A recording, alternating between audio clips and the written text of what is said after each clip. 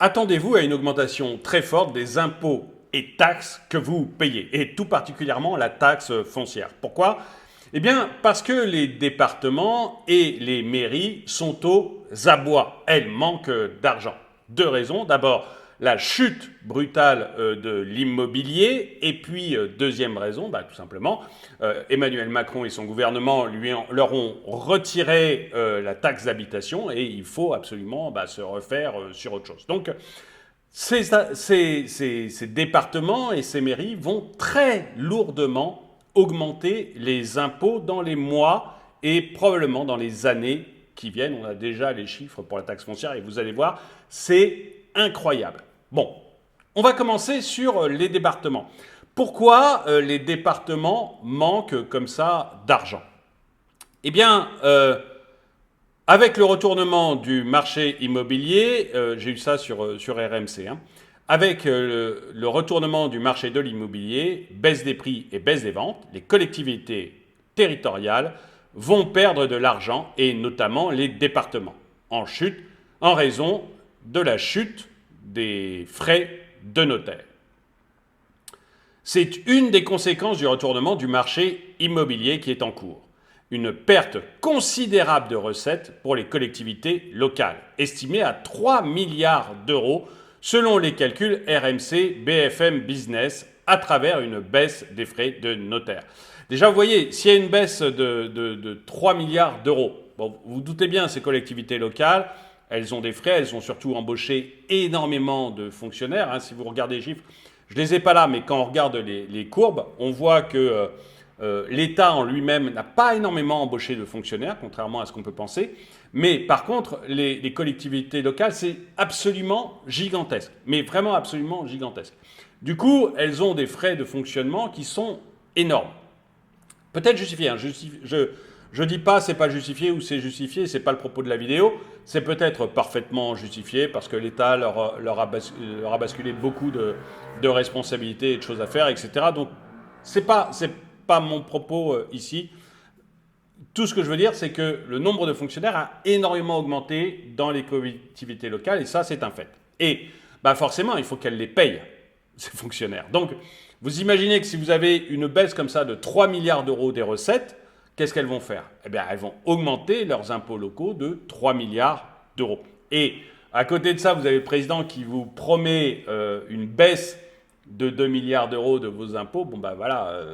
Même s'il y arrive, parce qu'il n'a pas donné de date, même s'il y arrive, vous voyez bien que en fait, la hausse des impôts des collectivités locales va compenser la baisse promise par le gouvernement. Mais on va continuer parce que j'ai trouvé cet article extrêmement intéressant.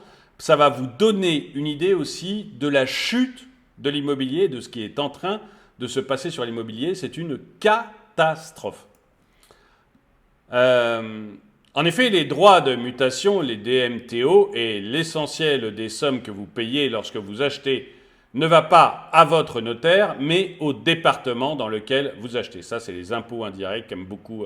C'est comme les assurances, vous avez l'impression que vous payez beaucoup en assurance, mais ceux qui se gavent sur les assurances, c'est l'État avec les différentes taxes, etc., qu'il met, que vous ne voyez pas, mais qui sont là. Et voilà, c'est la même chose dans les droits de mutation. Vous avez l'impression que le notaire se gave, ce n'est pas le notaire qui gagne le plus d'argent, c'est le département et les collectivités locales. C'est une énorme manne financière pour les départements, la deuxième derrière la taxe foncière. Et on va voir que la taxe foncière, elle va exploser. Elle atteint 16,7 milliards d'euros. En cause, le seuil du million de ventes et les prix étaient loin d'être orientés à la baisse ces dernières années. En 2022, la hausse a même frôlé les 5% dans l'ancien. Sauf qu'aujourd'hui, le retournement du marché est là. La chute du nombre de transactions et la correction inéluctable des prix, ce sont clairement au moins 3 milliards d'euros de moins de recettes à prévoir pour les départements.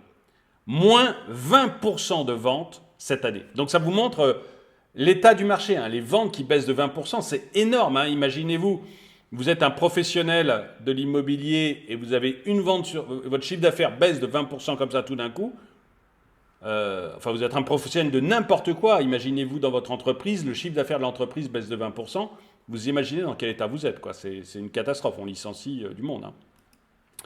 Le réseau Orpi table sur une baisse du nombre de ventes de 20% dès cette année. Chez Century 21, même si on est un peu plus optimiste, oui, mais Century 21, ils ne voyaient pas la baisse en octobre dernier, hein, je rappelle, hein, en octobre 2022, alors que la baisse avait déjà bien commencé, eux, ils ne la voyaient pas. Hein, donc Century 21, ils sont par nature optimistes. On évoque tout de même un atterrissage autour de 900 000 ventes, soit presque 200 000 de moins que l'an dernier.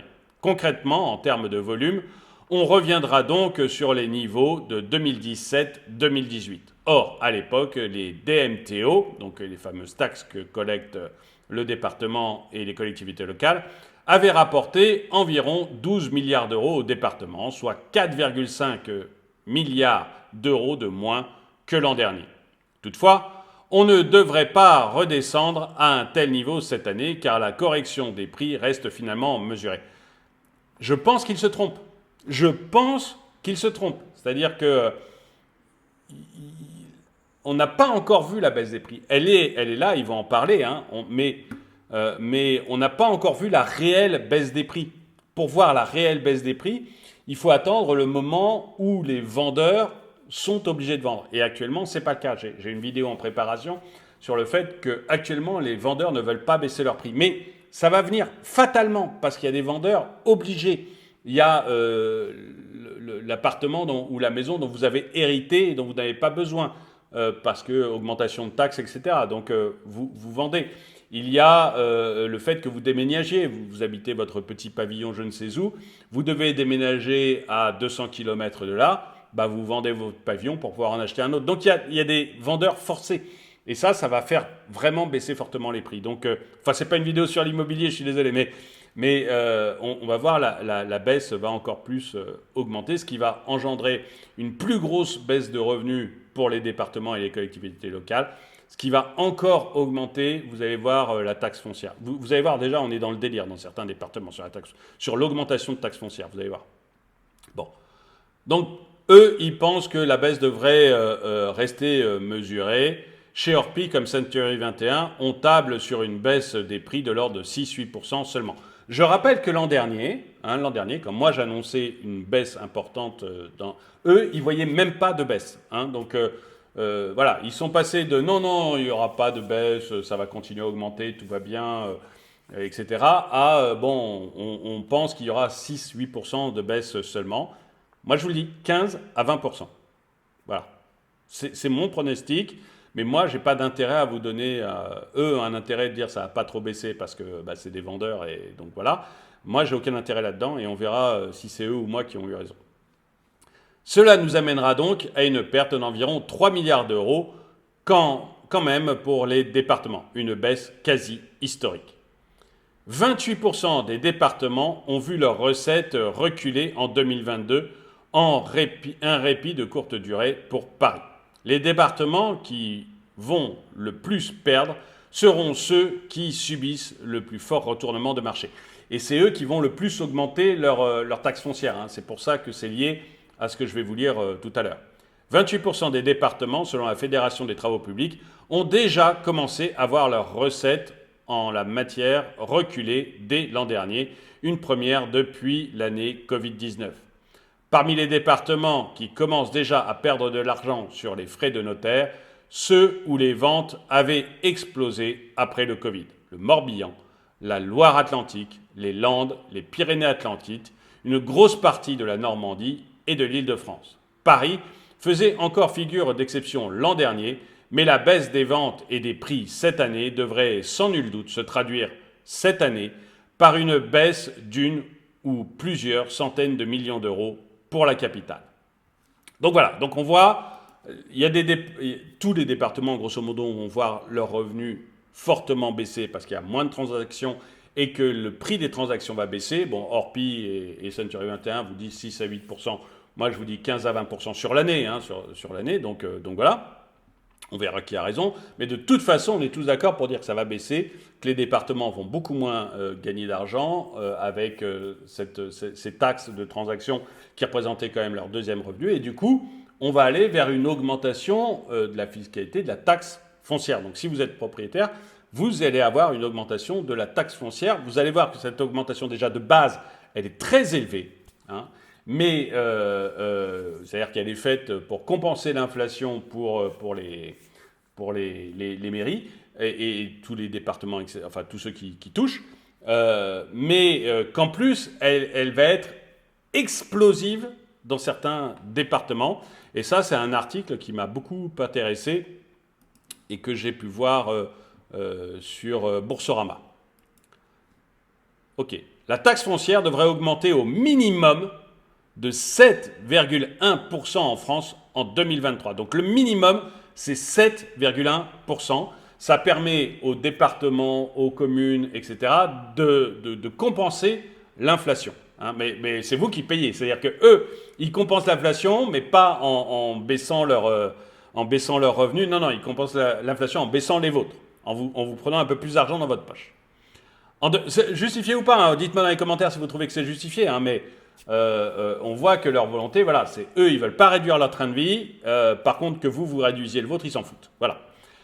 En 2023, la taxe foncière devrait augmenter d'au moins 7,1% partout en France. En cause, le calcul des bases de taxes foncières liées à l'évolution de l'indice des prix à la consommation harmonisée. Cette dernière est mesurée entre novembre N-2 et novembre N-1, rappel capital. Une hausse de 3,4% en 2022 doit donc plus que doubler cette année.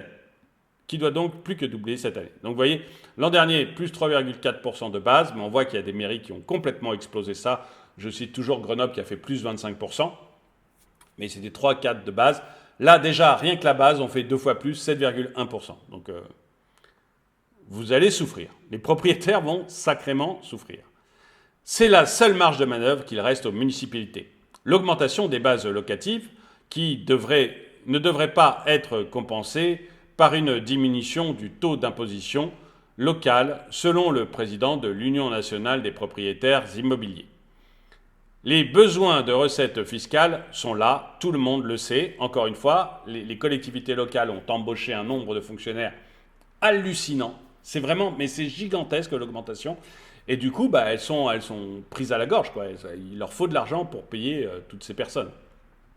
Encore une fois, justifié ou non, hein, dites-moi, vous, dans les commentaires, si vous trouvez que c'est justifié d'embaucher autant de fonctionnaires, mais justifié ou non, ils sont là, il faut les payer, et donc on va prendre l'argent dans votre poche. Les besoins de recettes fiscales sont là, tout le monde le sait. Après la suppression de la taxe d'habitation, c'est la seule marge de manœuvre qu'il reste aux municipalités, donc la taxe foncière. Les municipalités doivent recevoir une compensation à l'euro près de la part de l'État face à cette perte de recettes de la taxe d'habitation via la récupération d'une fraction de la TVA. Mais la situation ne serait pas si simple selon un expert fiscal de l'association Contribuables Associés. Le montant de cette compensation a été fixé il y a plusieurs années, alors que les besoins financiers ont pu changer. Et du coup, elles vont prendre l'argent dans votre poche.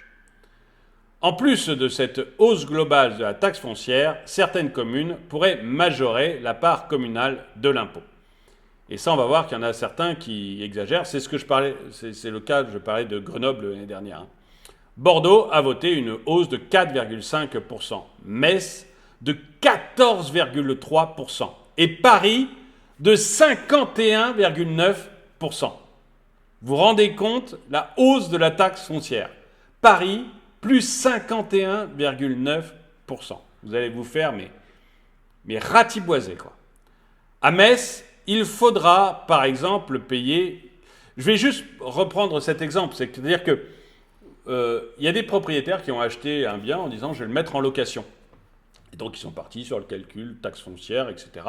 Puis, grosso modo, ils se sont dit, bon, ça va augmenter comme l'inflation, j'ai pas de souci à me faire, donc voilà, je mets l'inflation, mon loyer va augmenter de temps, etc. Et puis, l'an dernier, je vous rappelle, on a limité la hausse des loyers. C'est-à-dire qu'en principe, ça suit l'inflation, mais là, l'État a décidé d'intervenir et de dire, bah non, plus 3,6%, je crois, maximum. Bon.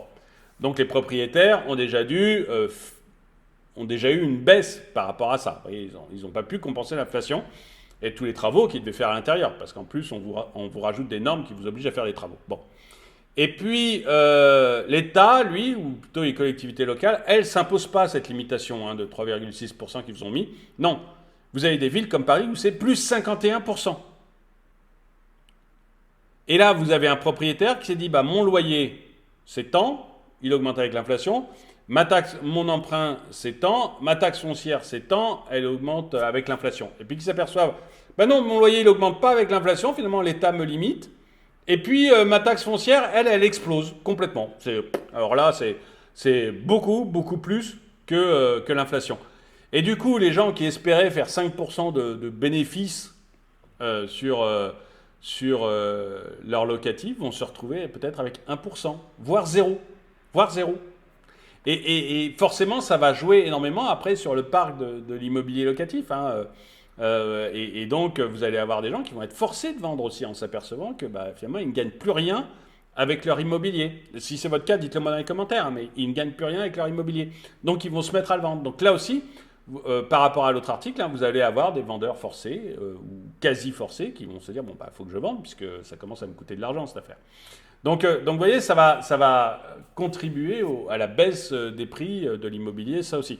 Mais bon, sans parler de ceux qui vont devoir vendre, vous allez avoir beaucoup de gens qui ont prévu un complément de retraite ou des trucs comme ça, vous voyez, des gens bien, qui ont prévu ce genre de choses et qui se retrouvent coincés entre un État qui leur bloque le prix d'augmentation des loyers et en dessous, toujours un État, enfin des collectivités locales, qui, elles, augmentent énormément leurs revenus, leurs taxes, et ce qui fait que vous avez plein de gens qui vont se retrouver dans l'immobilier complètement étranglés.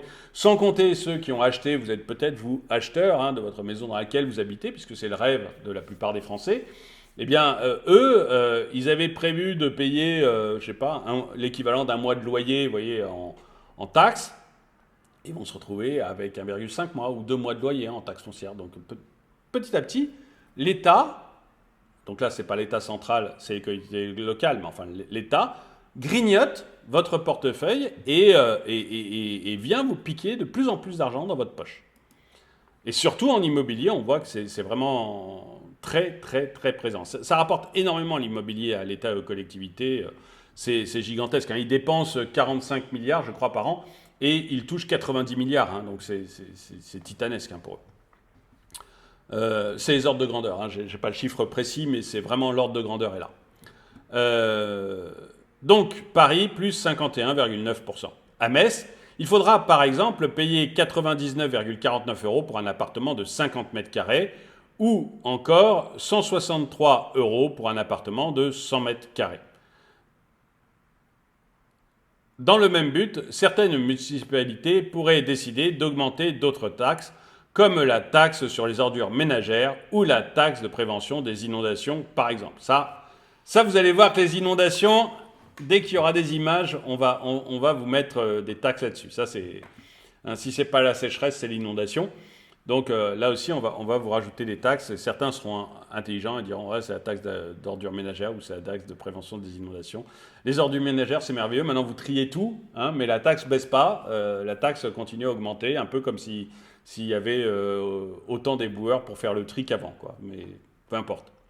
Certains ménages vont tout de même être exonérés de ces hausses. Les bénéficiaires de l'ASI, allocation supplémentaire d'invalidité, de l'ASPA, allocation de solidarité des personnes âgées, les ménages touchant l'AAH, l'allocation adulte handicapé, et les plus de 75 ans sous condition de ressources.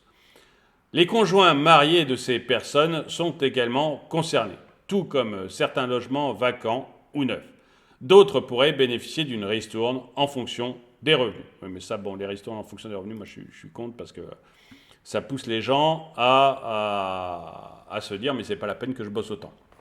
Donc vous voyez, on va donc avoir prochainement des taxes qui vont exploser sur l'immobilier, taxes foncières, et puis alors pour les mairies et puis on voit les collectivités locales qui sont en grave difficulté à cause de la baisse des ventes dans l'immobilier, de la baisse des prix. Et donc voilà, tout ça nous donne une idée que l'immobilier va être vraiment de plus en plus taxé, au moins au niveau local. pour permettre à nos collectivités locales de fonctionner. Bon voilà, à cause de leur nombre de fonctionnaires, je ne veux pas rentrer non plus dans l'idée, est-ce que vous pensez qu'il y a trop ou pas assez de fonctionnaires, ou c'est le bon nombre? Bon, vous pouvez toujours me le dire dans les commentaires, mais là, ce que je voulais montrer, c'est qu'il y avait une raison presque mathématique au fait de l'augmentation des taxes, et que vous allez avoir si vous êtes propriétaire, vous allez avoir de plus en plus de taxes locales, et elles vont exploser dans les mois qui viennent. En tout cas, dites-moi dans les commentaires ce que vous en pensez. Merci d'avoir regardé cette vidéo. Mettez-lui un pouce vers le haut, commentez-la, partagez-la. Merci à tous ceux qui soutiennent la chaîne. Et moi, je vous dis à très bientôt.